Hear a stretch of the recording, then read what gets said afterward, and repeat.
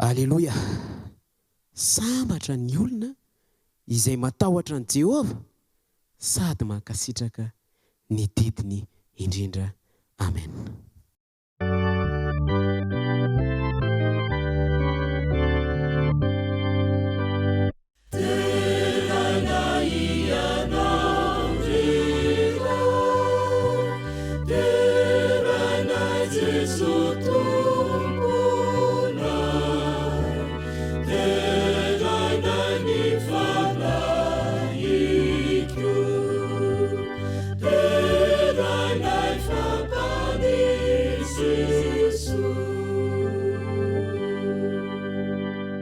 Andriamanitra rainay tsara ny an-danitro, voninahitra ny eo anao rery ihany izay anao hatramin'ny taloha ankehitriny ary mandrakizay, ary misaotra sy mankasitraka anao izay noho ny fotoana manokana izay omenao anay. Ianao no aoka hita amin'ny fomba manokana izao fotoana izao, ary ianao no angatahanay hanatrika feno ny fotoana izay ho ataonay eto. Mangataka ihany koa ny fananao masina ao anatin'ny tsirairay avy mba ho feno fahamasinana sy ny fitahinao ny fotoana izay atao rehetra. Mamela ny heloka izay vitanay tsy fanaka tamin'ny sitraponao, ary apetraka feno ampelantananao izao fotoana izao, satria tononona sy angatahana ranao Jesosy io ny vavaka. Amen.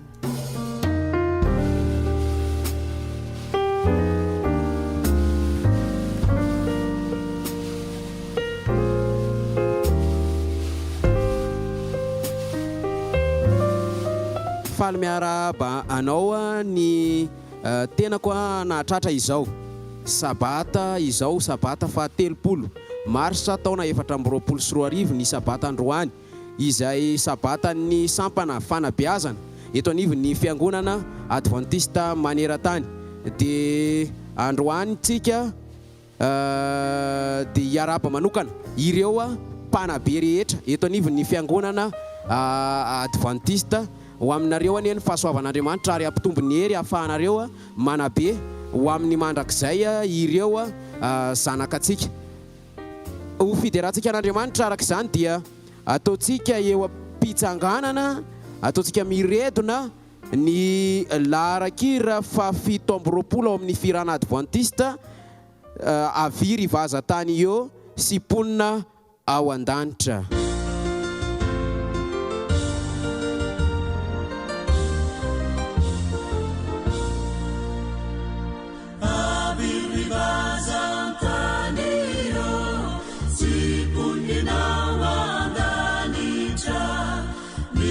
Saveu caminhira ni fala vutandeibe saya mudena marube devitare camidera saya mudena marube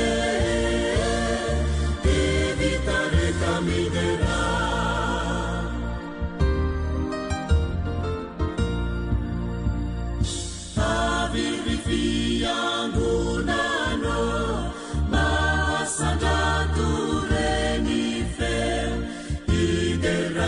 Panavuta natia nefichazizo irawambande anana irasuni ziuna irawambande anana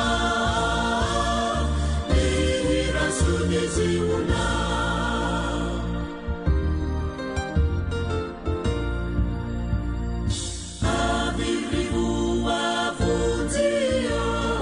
Kami falia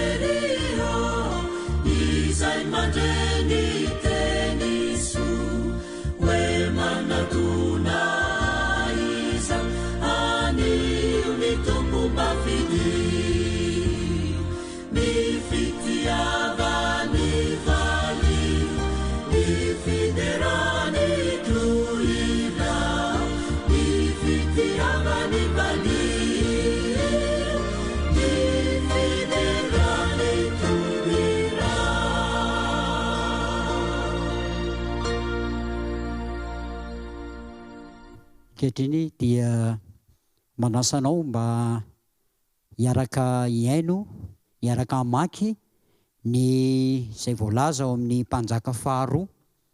Mpanjaka faharoa toko fahaenina ka ny andininy voalohany ka hatramin'ny fahaenina.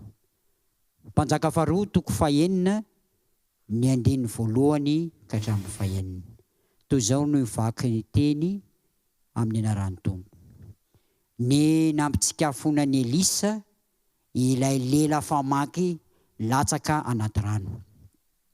Aroa ireo zanaky ny mpaminany tamin'ny Elisa. Indro tsy omby anay ny toerana izay toerana eto aminao. Masina ianao. Aoka akany Jordana izay ka samy miaka hazo iray avy any. Dia anao trano ho anay any mba hitoeranay. Aroa izy mandehana ary ianareo. Fa hoy ny anankiray, masina ianao. Aoka mba hiaraka mpanomponao any koa ianao. Ary izy namaly hoe andeha ihany aho. Ka dia niaraka tamin'izy. Ary noho ny tonga tany Jordana ireo dia nikapa hazo. Fa noho nikapa hazo ny anankiray dia latsaka tany anaty rano lela famaky. Ka dia nitaraina hoe izy, indrisy tompoko nindramo mahiny. Ary hoy ny lehilahin'Andriamanitra, taiza no nalatsahany? Dia natorony azy izay nalatsahany. Ary Elisa nanapaka hazo ka natsipony teo. Dia nitsikafona ilay lela famaky. Ary hoy izy, indro raisinao izy, dia narosony ny tanany ka noraisiny. Ankehitriny dia hiaraka hivavaka isika.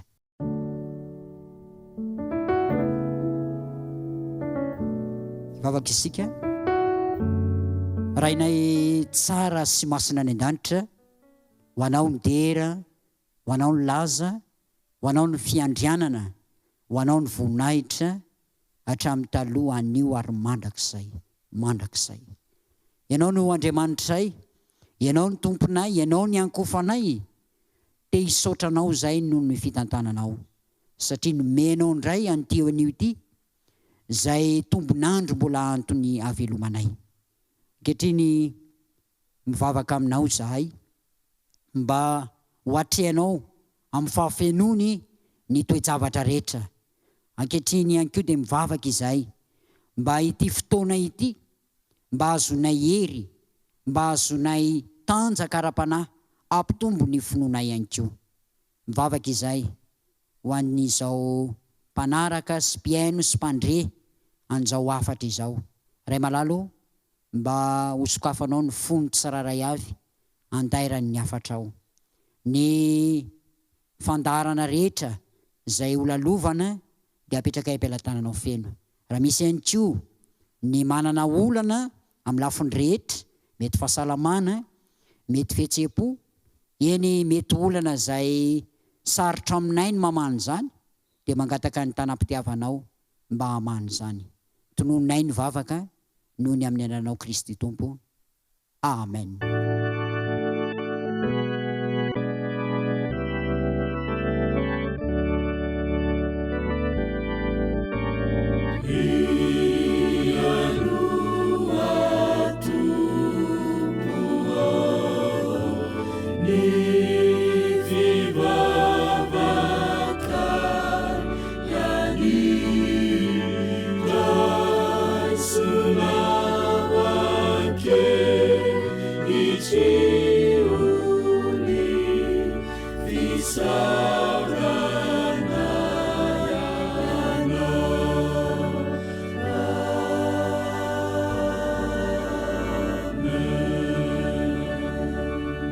Amen.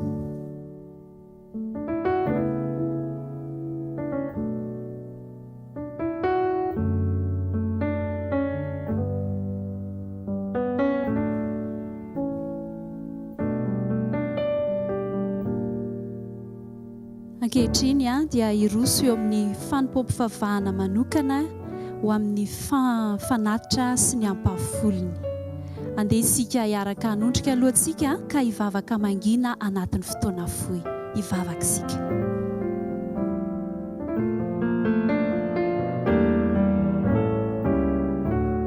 Amen. andehana amin'izao tontolo izao. Zao mantsy ny voalaza ao amin'ny Jaona toko 7:5. Jaona toko 7:5 manao hoe amin'ny anaran'i Jesosy. Fa toy izao no tiavan'Andriamanitra izao tontolo izao, nomeny ny zanan'ilay tokana mba tsy ho very izay rehetra mino azy, fa hanana ny fiainana mandrakizay. Ny fahasoavan'Andriamanitra ry havana dia natao an'ny rehetra. Andriamanitra dia tia ny olombelona rehetra, tsy misy fepetra. Rehefa mijery ny planeta tantsika izy, dia ponina rehetra ho aminy no iantefany fangoram-pon'Andriamanitra sy ny famelan-kelony. Ny famonjena dia atolony ho an'ny rehetra ny fahasoavany ihany koa. Tsy misy na iza na mpanota toy ilona aza tsy ho azon'izany fitiavan'Andriamanitra izany.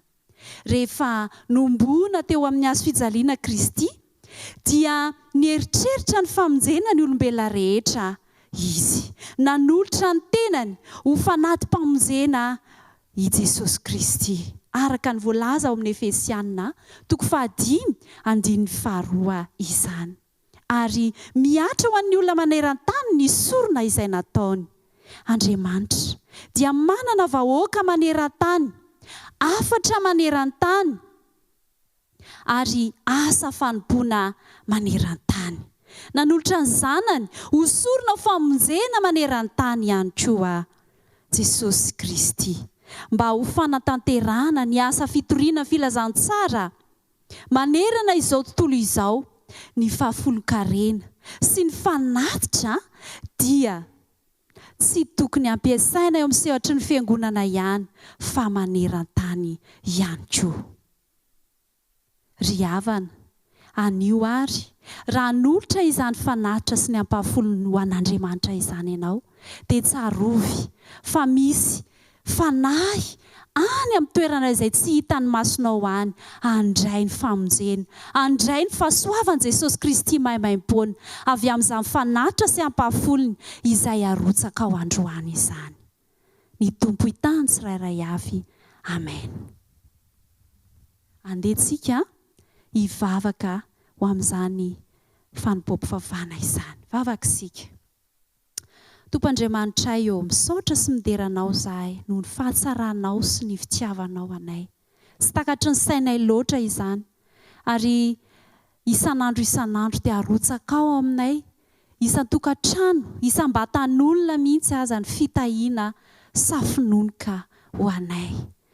Andriamanitra, indro atolotra eo anao, ny ampany amin'izany fitahiana lehibe izay niraisinay taminao izany. Raiso Andriamanitra izany, hoanitra kasitrana eo amin'ny seza fiandriananao, ary indrindra ny fanirianay dia havita be ane izany eo amin'ny asa fitoriana ny filazantsaranao maneran-tany.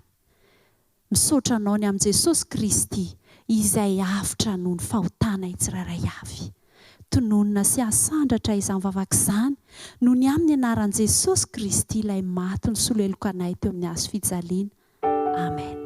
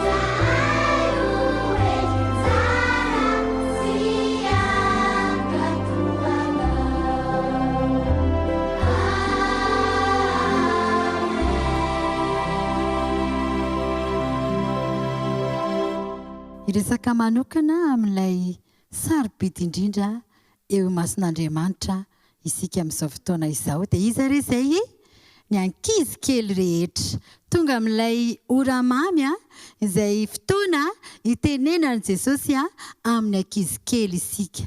Mialohan'izay dia andeha hiaraka hivavaka isika. Jesosy io misaotra anao izay ny amin'ny fitahianao mbola afaka miaino izao afa-pitiavana manokana ho any ankizy izao. Mitenena Jehova fa miaino ny mpanompo kelinao. Naranao Jesosy, amen.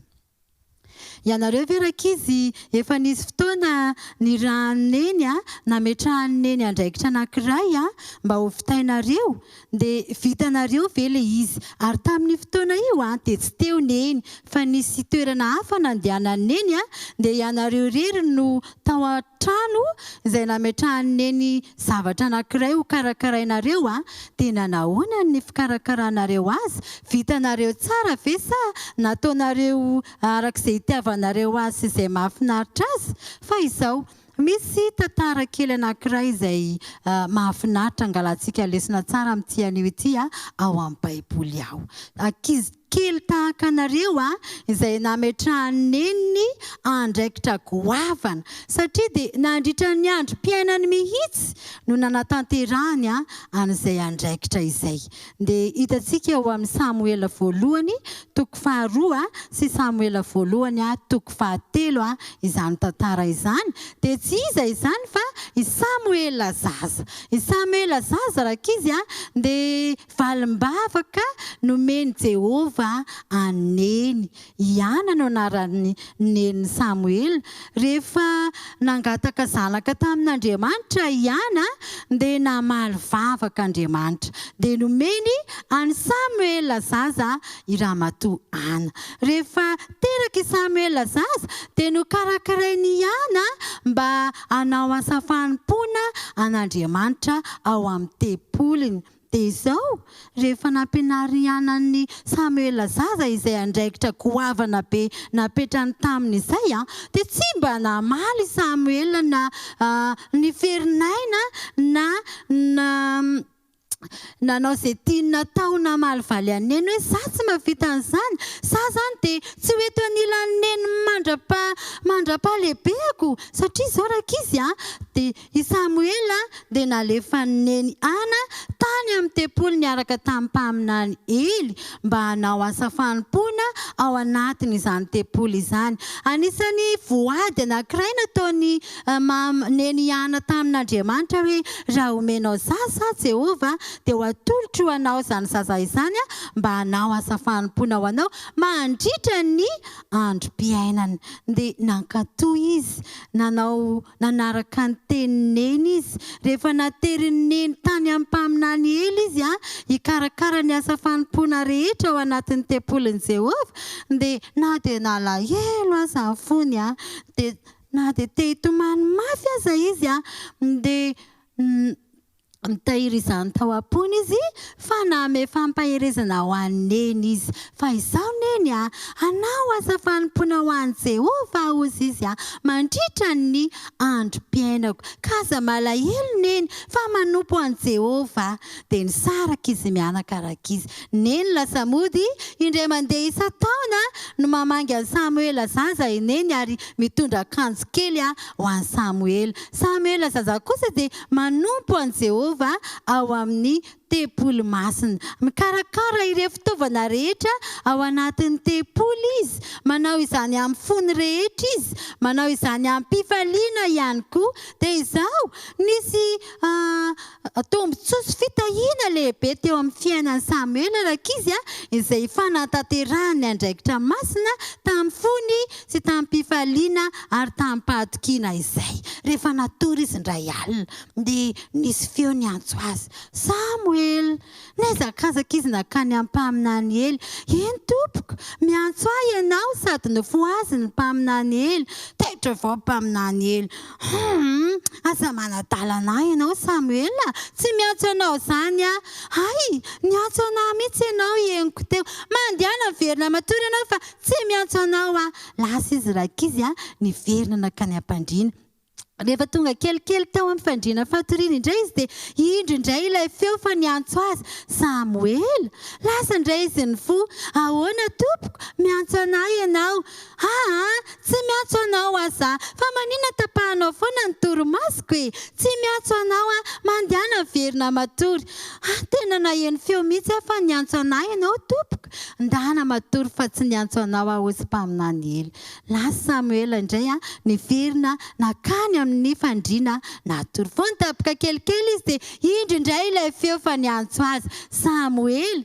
Lasa izy niazakazaka, tena azoko antoka mihitsy mpaminany hely fa miantso anahy ianao henoko ny feonao miantso ahy. Fantatry mpaminany hely amin'izay rakizy fa izy reny niantso an'i Samuel Andriamanitra niantso an'i Samuel dia hozy izy hoe rehefa mamerina miantso anao ilay feo dia mitenena hoe mitenena Jehova fa miaino ny mpanomponao. Rehefa miverina natory Samuel zaza dia indro fa tonga tokoa ilay antso izay niantso azy dia Andriamanitra izany. Dia rehefa niantso Andriamanitra dia namaly Samuel hoe mitenena Jehova fa miaino ny mpanomponao. Tena ndefa afatra be da be tamin'ny Samuel zaza rakizy Andriamanitra izay afatra ho ampitaina ho amin'ny mpaminany hely, afatra ho ampitaina ihany koa ny amin'ny zanak'Israely. Fa izao misy lesona raisika ao anatin'izay tantara mahafinaritra ny amin'ny Samuel zaza izay. Ny tsy ambaratelo ny fankatoavan'ny Samuel zaza ve mba fantatrareo rakizy? Voalohany ny fankatoavan'ny aneny tamin'ny alalan'ny fitondrany eny ambavaka, fiarahan'ny sy neny mivavaka isan'andro. Faharoa dia ny fampianaran'ny neny azy ny tenin'Andriamanitra izay nitaiza sy ny kolokolo azy fa rehefa Andriamanitra no miteny dia ankatoavina ny tenin'Andriamanitra. Amin'ity maraina ity dia hiresaka manokana amin'ny ankizy kely rehetra tahaka ny nanaovany an'i Samuel koa Andriamanitra. Tia mba handray izany feon'Andriamanitra izany ve ianao? Tianao ve ny resaka amin'Andriamanitra? Tian'Andriamanitra ihany koa ny resaka aminao. Fa andeha isika na fanandramana tahaka ny fanandramany Samuel zaza sy neny, ifampiresaka amin'Andriamanitra isan'andro amaky ny tenin'Andriamanitra ihany koa dia aheno ny afampitiavana sy ny feon'Andriamanitra isika. Andeha iaraka veritsika ary ilay teny Samuel rehefa namaly ny antson'Andriamanitra izy ao amin'ny Samuel voalohany toko 7:5. Samuel voalohany toko 7:5 tapany faharoa manao hoe mitenena Jehova fa miaino ny mpanomponao. Andeha anisa 3 dia iaraka amerina izay amiko avokoa hoe ny ankizy kely rehetra isa 2:3 mitenena Jehova fa miaino ny mpanomponao. Ny firariko dia ahay iaino feon'i Jehova isika, azo fitahinany amin'ilay fankatoavana izay raisika ankizy. Andeha iaraka hivavaka isika. Andriamanitra misaotra anao izay noho ny afampitiavana izay nomenao ny ankizy tamin'ity anio ity. Ny fankatoavanao Jesosy zaza no angatahako mba ataonao amin'ny ankizy rehetra izay maheno izao amin'izao fotoana izao. Ny faniriana lalina ao anatin'ny ankizy tsirairay avy dia aoka ho tehirizinao ka hitondra fanandramana mamy eo amin'ny fiainan'izy ireo mba azoto hivavaka aminao izy ireo, azoto andinika ny teninao ihany koa, ary indrindra mba ahay iaino ny feonao ka hanaraka ireo torohevitra rehetra izay omenao ka mba ho zaza pakatoanao, pakatoan'ny ray aman-dreniny ihany koa. Anaranao Jesosy, amen.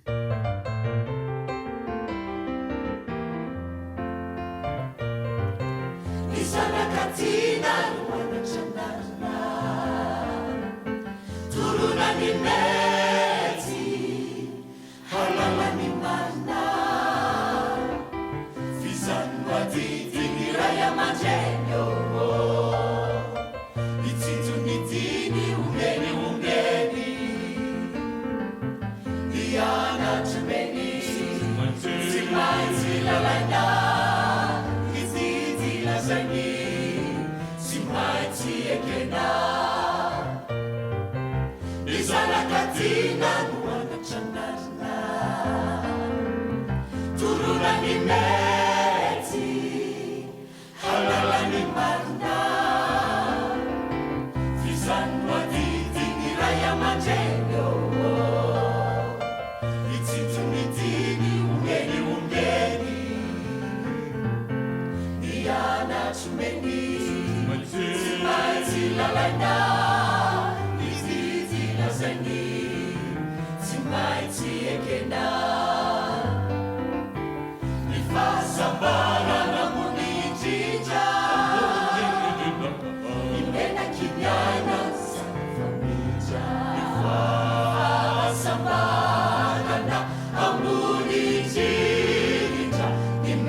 menakinyaina musaka famitra ifasambarana munititra menakinyaina musaka famitra ifasambarana amunititra menakinyaina musaka famitra. Miarabantsika rehetra tratra ity andro manokana ity dia ny andro sabata izany. Faly miaona amintsika ihany koa, faly miaona aminao manokana amin'ity andro fitsaharana ity. Fampahirezana manokana ho antsika mpanabe no ndao renesintsika androany. Ho anao ray aman-dreny, ho anao izay misehatra eo amin'ny tontolon'ny fanabeazana dia isika rehetra zany, ianao, izaho dia tafiditra ao anatin'izany. Ka manasanao hanondrika ny lohanao hivavaka ao anatin'ny fotoana foy isika.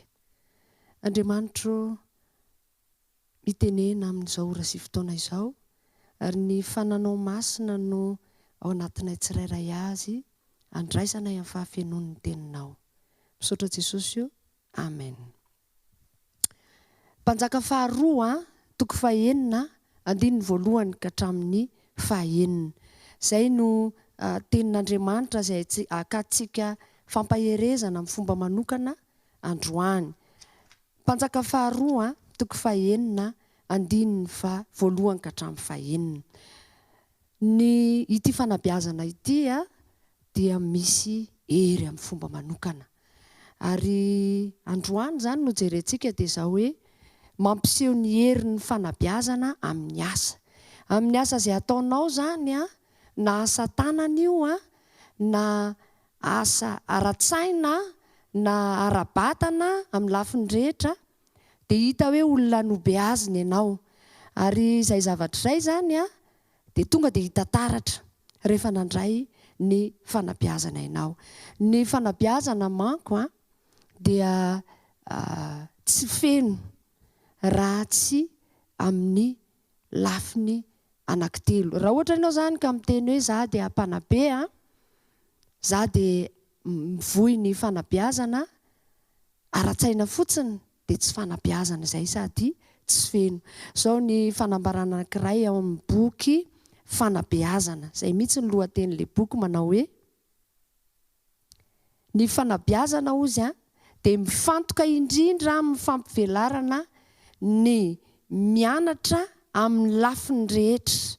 Inona ary ilay lafiny rehetra?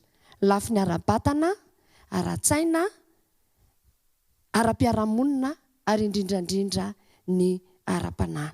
Raha fijery filozofika dia izao no amaritan'ny manam-pahaizana azy manao hoe ity fanabeazana ity dia fitinina ao anatin'ny teny renitsoratra anankitelo haintso haintso haintso. Amin'ny teny gasy amin'ny teny frantsay has. Dia tsy inona izay fa amin'ny teny anglisy izy dia izao hoe heart, head and hand. Izany hoe ny fo, ny loha ary ny saina. Izany hoe rehefa manabe zany ianao dia ireo lafiny anankitelo ireo miara-miasa ary tokony misy vokatra lehibe hita eo amin'ny zanakitsika. Noho izany nisy manam-pahaizana anankiray koa miteny hoe aoka hozy izy tokony hanabe ny ati-doha ny tanana. Izany hoe rehefa ampiasaina io saina io rehefa ampiasaina io tanana io dia manabe ny saina. Mifameno zany tsisy azontsika avela izy ireo. Ndao tsika hamaky avy hatrany ny ao amin'ny mpanjaka faharoa. Mpanjaka faharoa toko fahaenina izay efa nivakiana teo ny andininy voalohany ka hatramin'ny sy ny faharoa no vakintsika. Ozy izy hoe aminaran'i Jesosy, aroa ireo zanaky ny mpaminany tamin'ny Elisa. Indro tsy omby anay ny toerana izay nitoeranay eto aminao. Masina ianao aoka hakany Jordana izahay ka samy haka hazo iray avy ihany dia hanao trano ho anay ihany mba hitoeranay. aroa izy mandehana ary ianareo. Raha mahitsika eto dia zao hoe naniry ireto mpianatra ireto.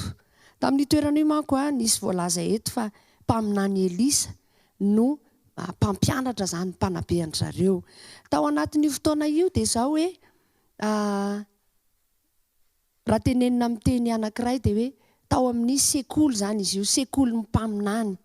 Ary io sekoly mpaminany io dia sekoly anankiray natokana ho fianarana soratra masina sy ho fampiafanana amin'ny fanompoana masina zany tamin'izany fotoan'andro zany.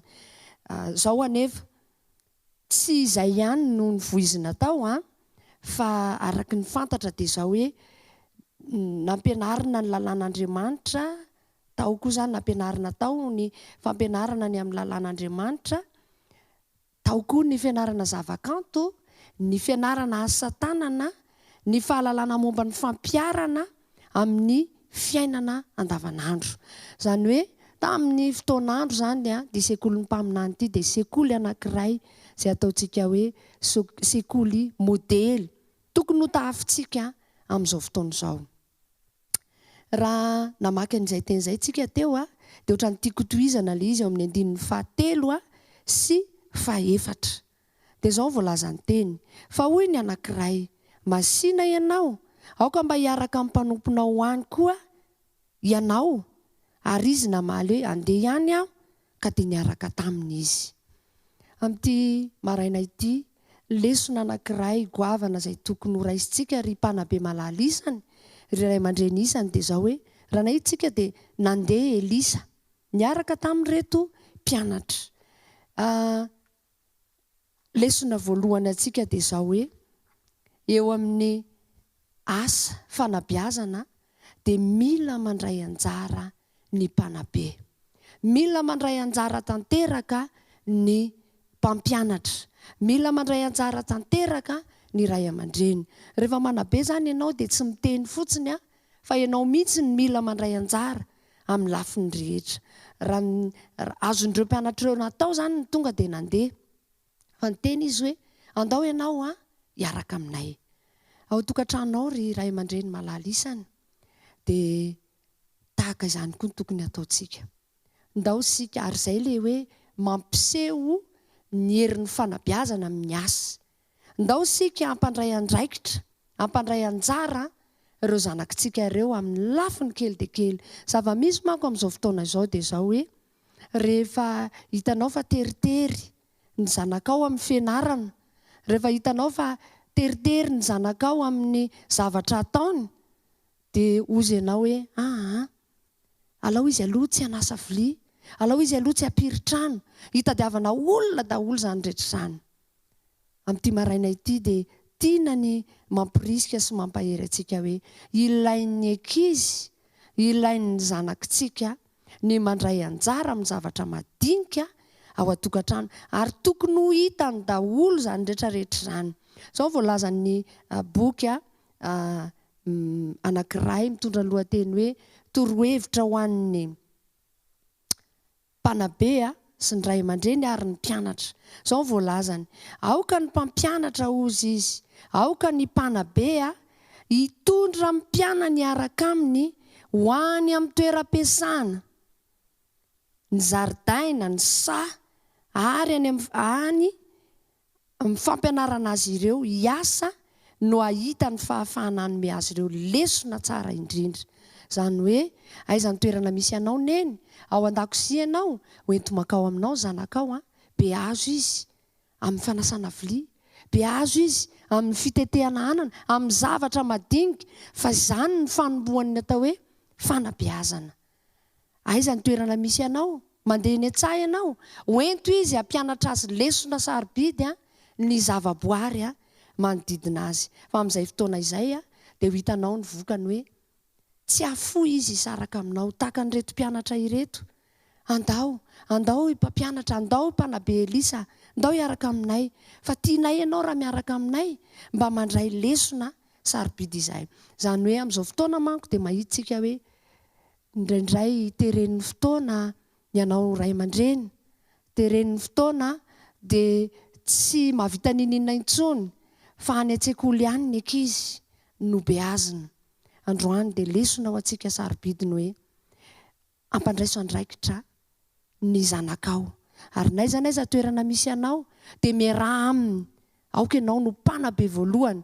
Ary voalaza fa ho antsika ray aman-dreny ny sekoly no toeram-panabeazana voalohany indrindra ho an'ny zanakitsika. Dikan'izany tsy afa-mialintsika. Ndao raisintsika ny adidintsika amin'ny mahafanabeazana azy dia hitombo araka ny maizy azy ireo zanatsika.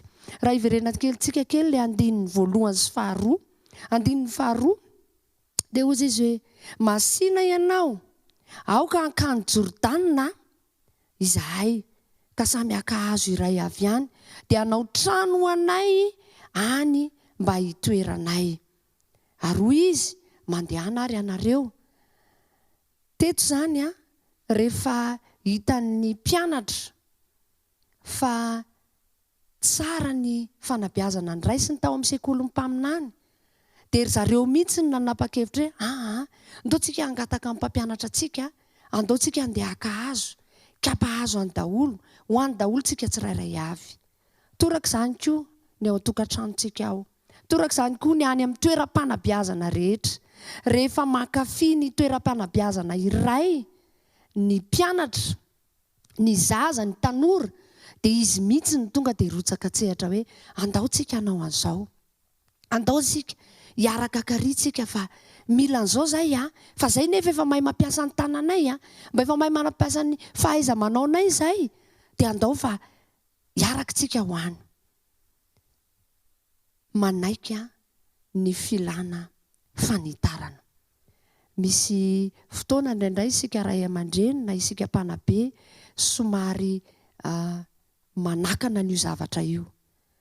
Ekeo ny fanitarana, ekeo ny filana izay tadiavin'ireo tanorantsika ireo raha efa raha hitantsika fa ampitombo azy amin'ny lafin'ny fanabeazana tsara izany. Tadio fa tsy nangataka zavatra hafa izy fa nangataka izy ny anitarana ny sekoliny ary mbola izy ary no anao ny sekoliny. Dia lesona ho antsika izany aoka ho raisintsika ho lesona androany fa ary mampiseho amintsika zany fa zao hoe zatra ny fanaovana asa tanana ireto mpianatra tao amin'ny sekoly mpaminany reto.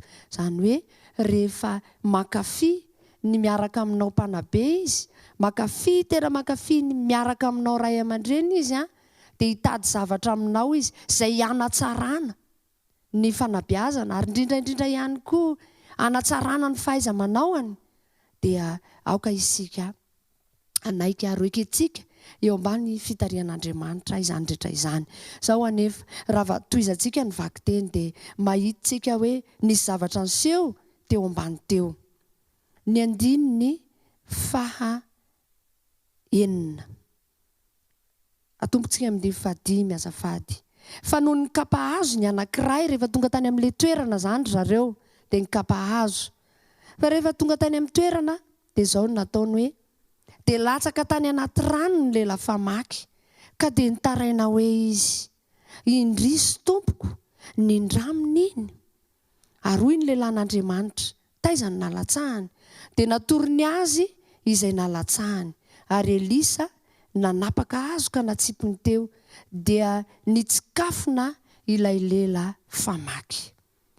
Rehefa manaiky hiara-iasa akaiky amin'izy ireo isika mpanabe, ny tanorantsika, ny zanakitsika dia tadio anefa fa tsy maintsy misy ny olana mba manapa-kevitra izy ny andray anjara mavitrika amin'ny fahaiza-manao keliny fa misy ny olana. Kanefa ny teboka fahatelo izay ampaherezana antsika amin'ity maraina ity dia izao hoe ny fahazotoana sy ny fikirizana. Tsy misy zavatra mandeha ho azy fa tsy maintsy misy ena lelanely ny sakana. Nampalahelo tamin'ity tovolahy ity dia sady ataontsika hoe kivy izy miketraka satria ilay zavatra nentin'ny hafanam-pony izy dia nindrana izy famaky.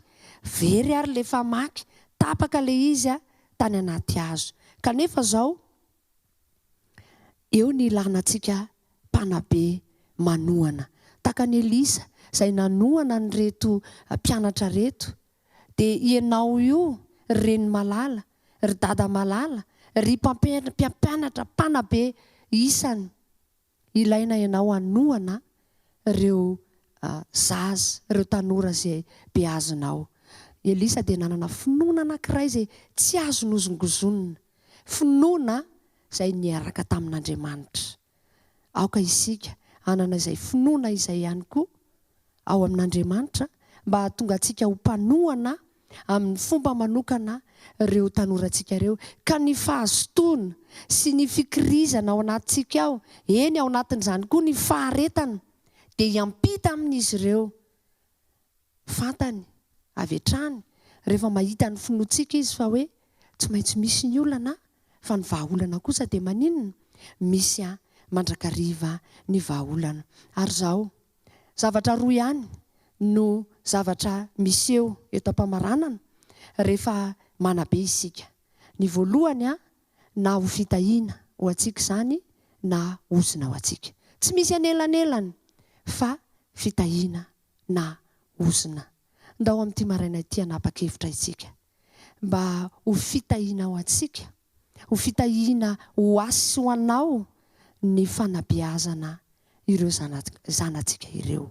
Ka anomboka androany dia maniry mba ho toy ny sekoly ny mpaminany ny tokantranonao, sekoly izay hanovozan'ny ankizy ny fahaiza manao rehetra, manomboka aloha amin'izany amin'ny fanabeazana ny tanana. Ary ny voalazantsika teo hoe mifameno izy ireo, ka mba ho sekoly anankiray, sekoly izay manabe feno ny fahaiza manao ny ankizy, ny tokantranontsika tsirairay avy. Engane ihany koa ny sekoly izay hanabeazanao ny zanakao, mba ho sekoly anankiray izay hitondra fitahiana ho anao, satria ianao dia nanabe ireo tanora, ireo ankizy tao amin'ny sekoly ara-batana, ara-tsaina, ara-piarahamonina, ary indrindrandrindra ny ara-panahy. Toy izany koa isika eo anivon'ny fiangonana, ianao filoha-tsampana io izay manabe ny tanoranao, manabe ny ankizy, be dia be no fitahiana izay ho raisinao avy amin'Andriamanitra raha manabe araka ny sitrapon'Andriamanitra ianao. Ary ny tenin'ny Baiboly dia manao hoe mifankazara amin'ny tsotoa dia hiadana ianao. Ndao ianao hifankazatra amin'ny tsotoa, ndao isika hifankazatra amin'ny tsotoa mba ho anisan'ny mpanabe mahomby isika, ka rehefa miseho eny amin'ny rahony lanitra Jesosy Kristy, ho avy tsy ho ela Jesosy dia tsy izaho ihany, tsy ianao rery ihany no hitsena azy, fa izaso ianao miaraka amin'ny ankohonana feno, miaraka amin'ny tanorantsika, miaraka amin'ny ankizy izay no beazitsika. Dia voninahitra ny eo an'Andriamanitra irery ihany. Amen.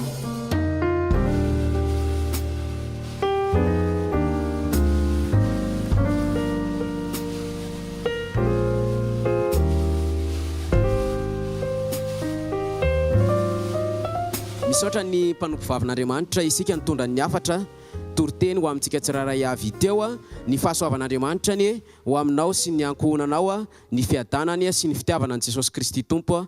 Amen.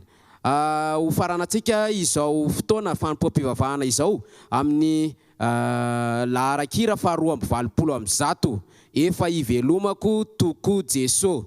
Ataontsika amin'ny andiny rehetra ny hira, dia rehefa tapitra ny hira dia manao vavaka farany ny mpanompon'Andriamanitra nitondra ny hafatra tamintsika teo.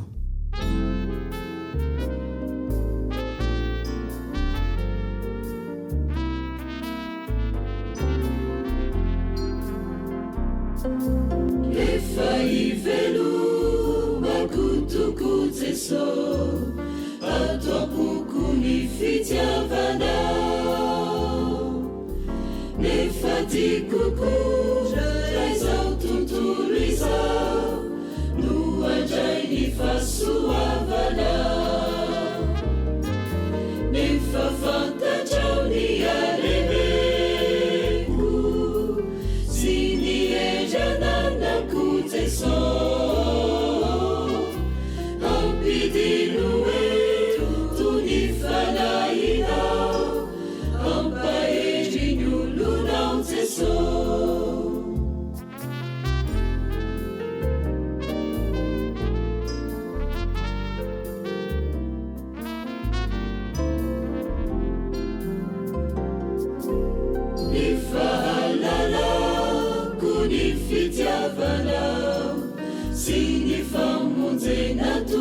manitra anameloka izao tontolo izao tsy lazako ny fitiavana efa fantatrao ny alemeko sy ny edrananako Jesosy ampidino hoe toy ny fanahinao ampahery ny olonao Jesosy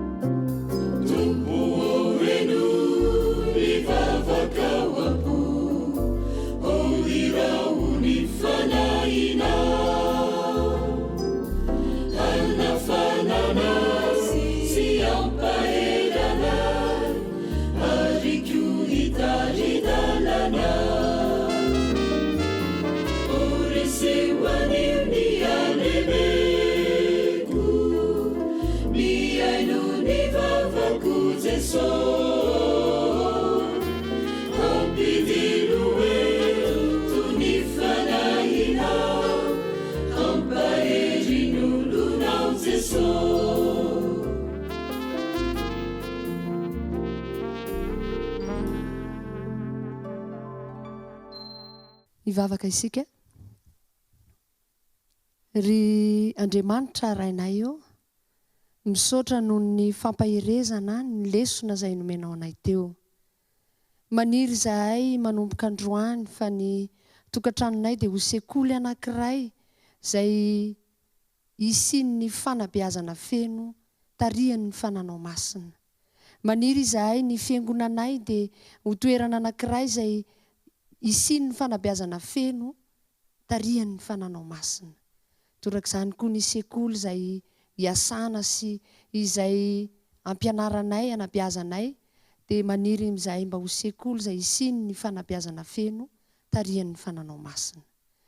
Mino izahay fa afaka tanterahanao zany satria rinay sy angatahanay amin'ny anaran'i Jesosy Kristy ary mba ho fitahiana ho an'ny tsirairay ane izany fanabeazana izany amin'ny anaran'i Jesosy. Amen.